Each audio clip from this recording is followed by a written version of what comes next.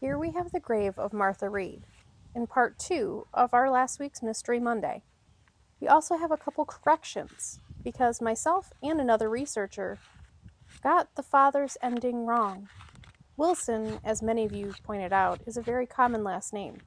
And starting about 1917, George Richard Wilson started going by George S. Wilson. Martha's parents didn't change, but her father did get remarried to a Betsy Millard.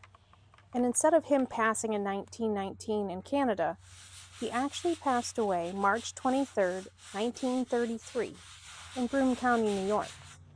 Martha also had a half-sister, Betty Jane Wilson, who was born January 15, 1921, in Syracuse, New York, and she passed away in Los Angeles, April 3, 1996.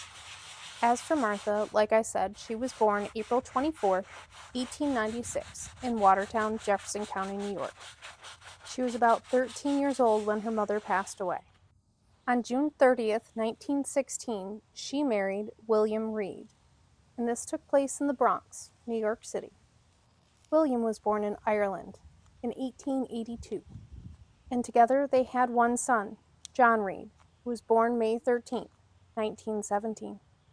On March 17, 1927, there's a record also for the Bronx that her and William divorced.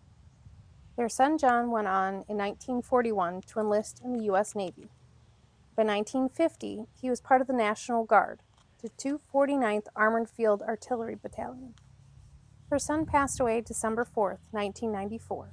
He was survived by his wife, 2 daughters, 2 sons, and 6 grandchildren, and he's buried at St. Mary's Cemetery in DeWitt. Martha passed away November 5, 1957, in Syracuse, Onondaga County. And here's her obituary.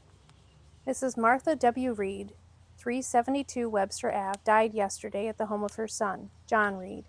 Mrs. Reed was a native of Watertown. She had lived in Syracuse 16 years. She was a nurse's aide at Syracuse General Hospital. She's survived by a son, John Reed, at whose home she died, 3 brothers, George Wilson of Detroit, and Robert and Fred Wilson of Watertown, a sister, Betty Jane Hayden of Fresno, California, and 3 grandchildren. I do apologize now as the video cut out at the end, so I can't show you the final rinse, but I didn't want to not remember Martha. So I appreciate all of yours grace, please, and thank you. And again, thanks for watching.